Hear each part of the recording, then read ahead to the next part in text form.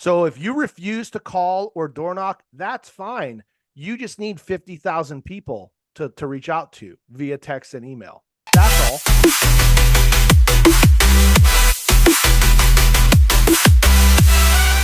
And, all right, guys, take it away.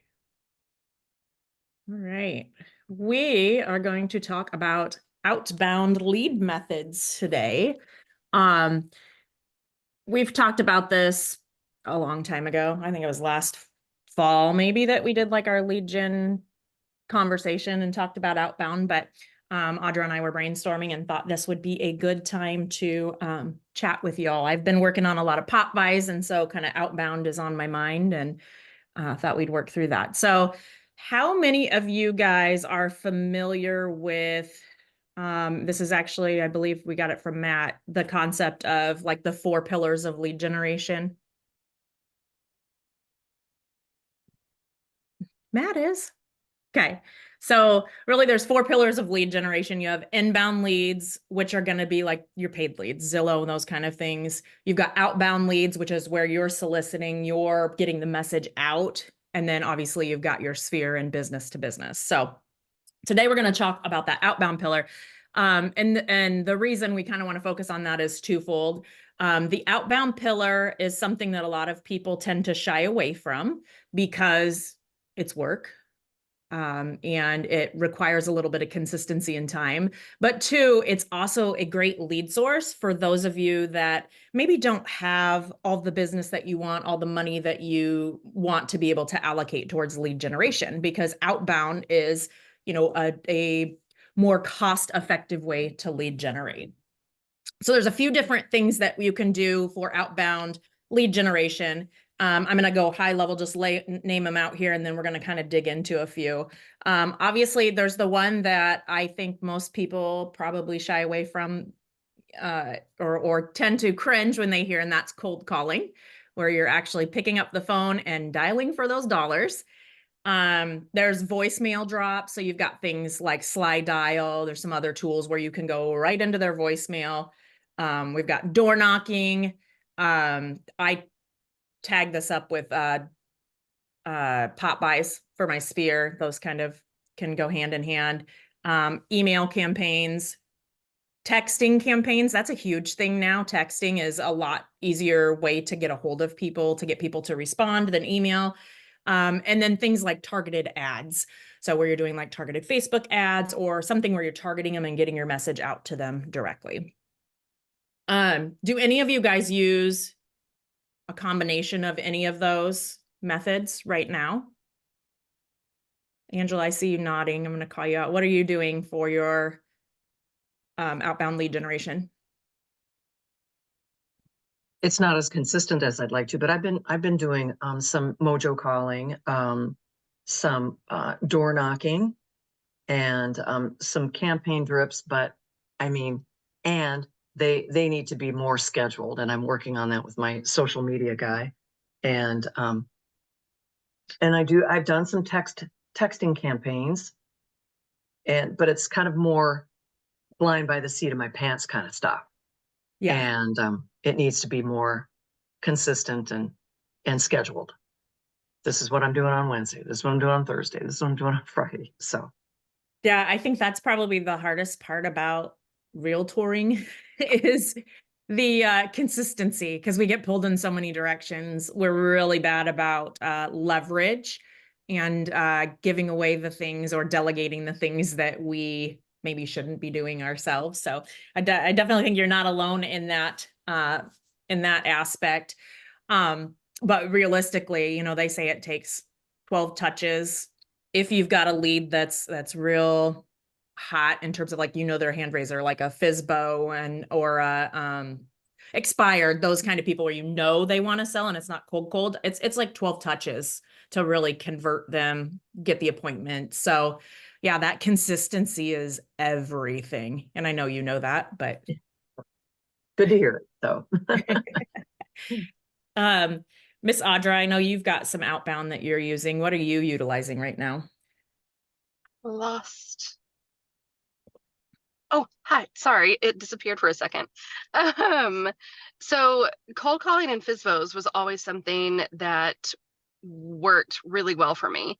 I loved FISBOs because I think we did a whole thing called I love FISBOs, but because for me, whether it is someone I haven't met or in my sphere, my end goal is to make friends with that person. So that was always those two in particular, FISBOs and cold calling.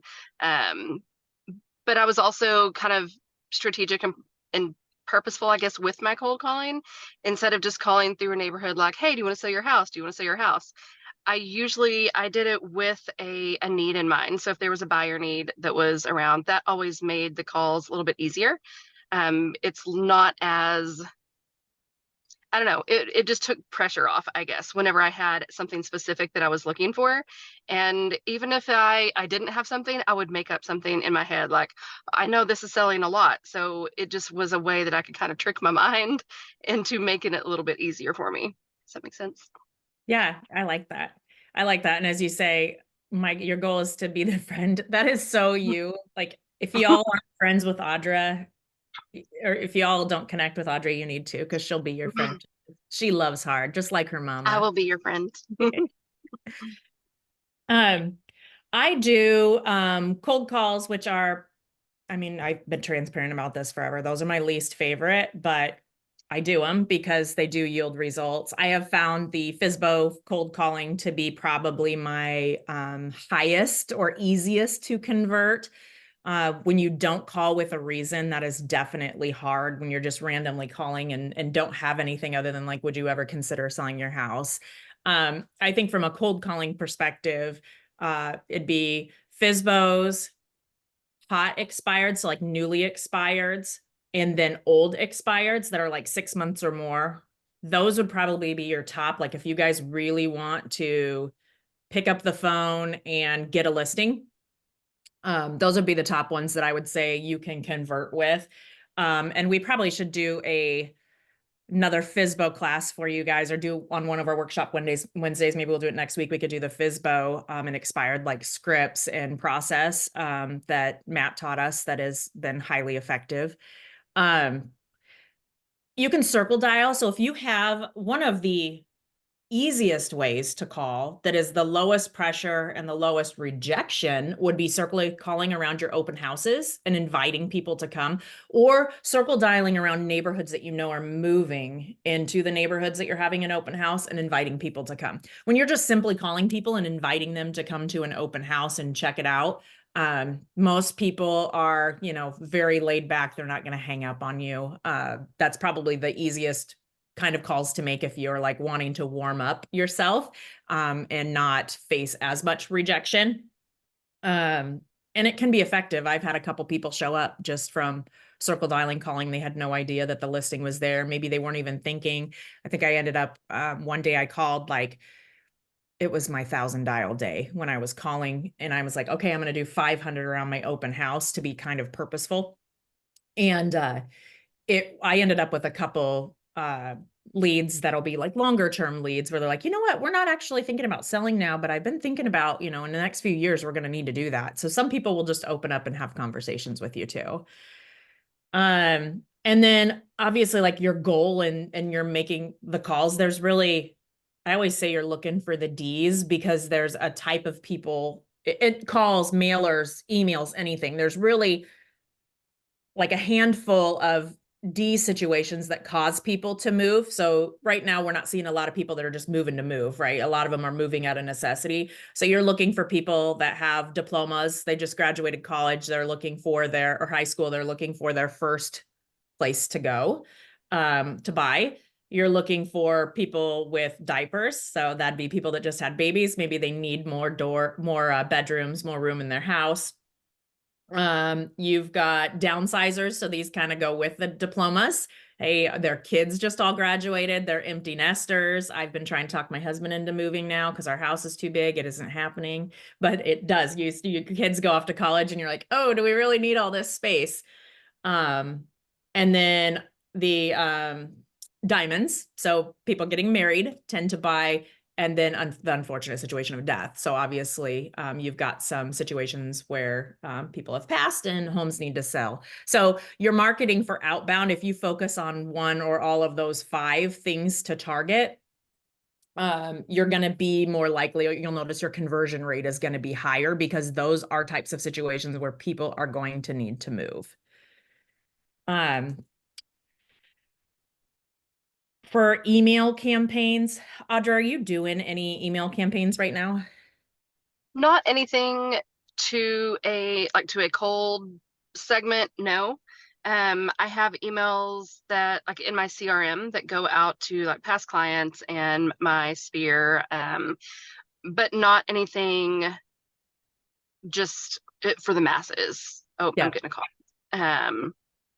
Just definitely something if it's just people that I already have connection with.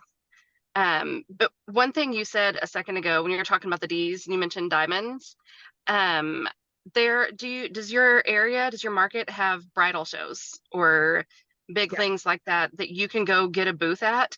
There's a whole lot of brides that are there, and they're thinking about all the things, right? The dress, the rings, the venue, but they're sure thinking about a house. Like I think that would be a huge way that you could go and get a lot of leads by just setting up a booth at a bridal show, bridal fairs.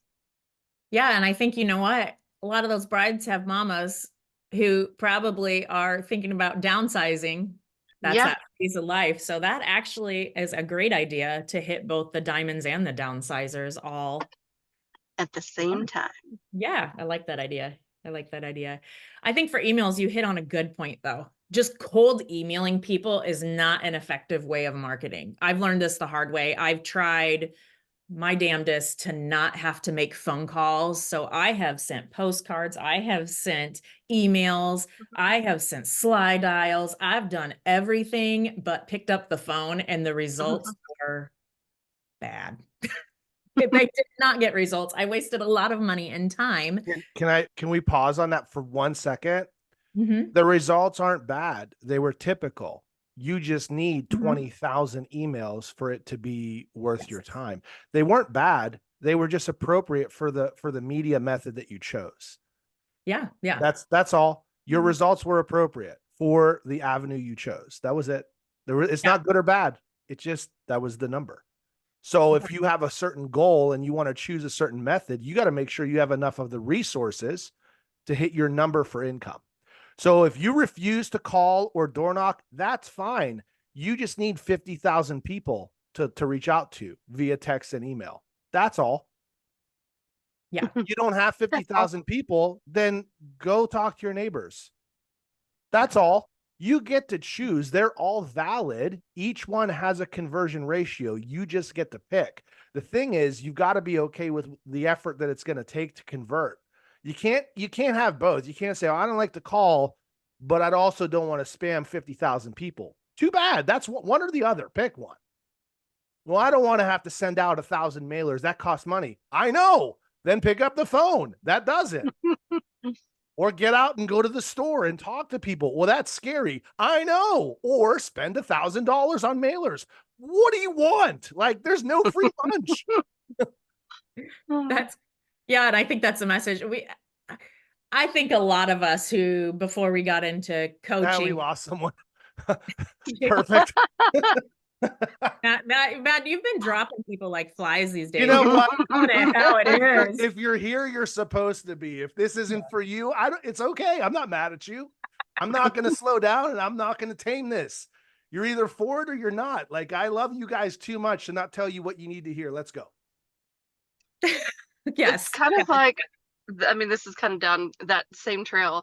Matt and I were talking the other day about a potential, someone who was, I think, wanting to be a real estate agent.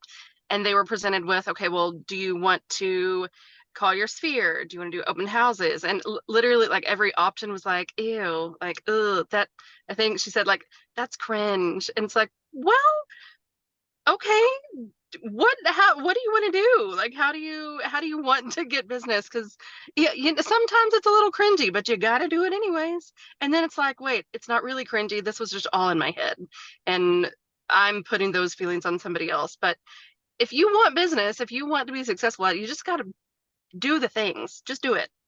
It just goes back to Monday's call. You say you're Yeah. hungry, and when I But point you don't out wanna all do the it. food in the pantry, you're like, well, I'm not hungry for that. Then you're not hungry, you're bored. Yeah. You're just kind of hungry. You're not hungry. If you're hungry, you'll eat what's in front of you. You'll do what it takes. If you don't, guess what? It's not that bad for you. You're not at the verge of bankruptcy. You're not about to lose your house. Because I bet you, if you had a note on your door that there's a sheriff's sale coming up in 90 days, you would knock every damn door in your city for a sale. Everyone says they want it, but you guys are all showing up like you just kind of want it. And I think you got to shift your mindset too. Too many of us see the activities that we're doing as spammy and salesy. If you feel like what you're doing is spammy and salesy, you need to really sit back and take a hard look at what you're doing and ask yourself, are you providing value to people, or are you just giving that commission breath, looking hungry for the sale? Yeah. And I think when you change your mindset and you start to realize that you bring value to these people, when you start to realize that, hey, that FSBO, if I don't call them, we all have that agent in town where you cringe and you're like, they provide the worst service. I don't know why people use them, but people continue to use them. If you don't call that FSBO, they're going to get crappy service. They're going to go use that person. And so if you know that you provide value and that you provide good service to your client, you're not being spammy and salesy. You're doing them a favor because you know that you can provide a higher level of service to them. So we just have to shift our mindset around that, and really look for the value that we can provide. When you're sending out your mailers, I mean, and sometimes you're providing value to your listings, like your sellers, right? Because you're getting out the information, but you can do mailers that provide value to people too. I would highly recommend you start using QR codes that drive them to landing pages or different things so you collect their information. A lot of people like to scan QR codes. They feel like it's easier than having to text, email you. And then you get more additional information from them. But you can do QR codes with that link right up to like a YouTube video you do about how to get your house ready to sell, about a new, like a new restaurant in the area, tips for back to school preparation. It doesn't even have to be real estate related. But find ways to offer value to them and start shifting your mindset from I'm a salesperson to I'm a person who provides a lot of value to my community.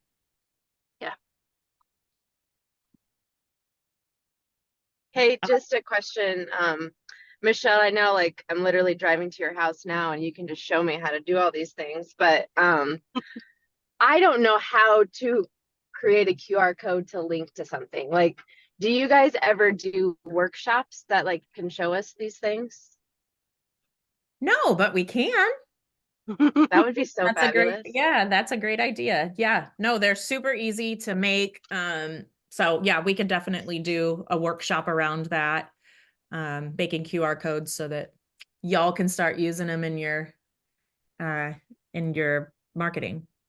And I just realized like I'm turning into my Texas gals. I keep saying y'all these days, so it's new. I was about to comment on that. Like, ooh, you I sound a little literally have been Texas. doing that in texting and all that too. So apparently you're rubbing off on me, girl. It happens. It happens. But before we pop off here, I know we're about at time. I love pop buys and door knocking. So door knocking is great if you're like door knocking before open houses, inviting people to things. If you've got a buyer need and you want to show up, even FSBOs can be great to door knock and provide them something of value. I love door knocking too for my sphere.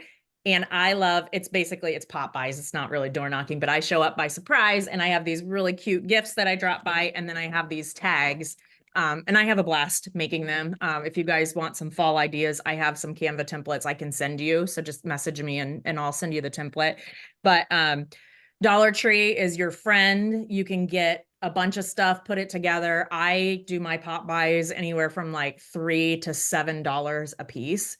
If it's my sphere, they're going to get the $7 stuff. If I'm just cold door knocking and maybe I'm trying to be the realtor in a neighborhood, I'm going to be a little bit on the lower end, but have fun with it. Get creative, put a little bit of your personality into it. people that think it's dumb aren't your people anyway, aren't people you want to work with anyway. So just find your own like way to stand out and show your personality and really just go have fun with your lead generation. Mhm. Michelle really is the pop by queen. So if you need some good ideas, some fresh ideas, reach out to her because she's phenomenal at it.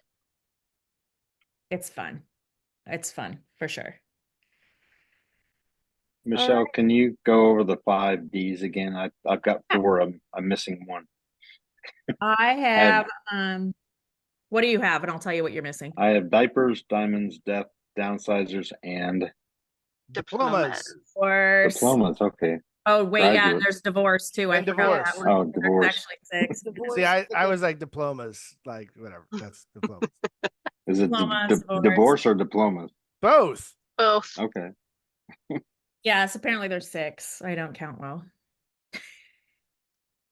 Did anybody else have any questions, thoughts around any of this? How many of y'all are going to take something and go implement an outbound strategy before our next call on Friday, or at least get to thinking about that, setting a plan? We all talk about this, like Matt, Nadra, and I, there's a little bit of selfish intent in our conversations with you guys. It's to motivate ourselves too. So I'm going to do it as well. That's the secret. A good book, if I can throw out a book, it's called Ninja Selling, has some of these ideas in their 8x8 plans. Doesn't necessarily have to be with past clients, or it could be with FISBOs. It could be with, people you don't know, just people in your neighborhood. It's basically either an 8-week plan or an 8-day plan. If it's FISBOs, it's usually 8 days. But really good book, highly recommend. A lot of strategies in there to implement. Awesome. I've heard that one a lot lately. Sorry. So I Ninja Selling. Perfect. All right. That's what we got today. Word. Word. All right. We will see you guys on Friday. Bye. Y'all have a good Later. week. Two.